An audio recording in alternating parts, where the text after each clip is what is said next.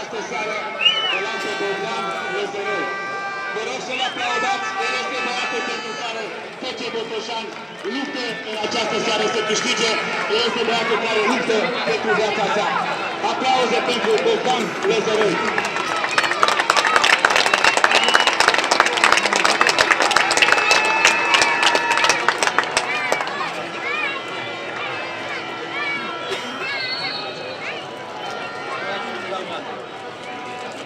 Aplauze încă o dată pentru Bogdan Lăzărău. Cu el ne vom mai întâlni și în pauză și atunci veți afla povestea vieții sale. Deci este tânărul pentru care FC Botoșani luptă în această seară. Haideți cu toții să nu uităm că ce ai venit astăzi aici. Botoșani! Botoșani! Botoșani!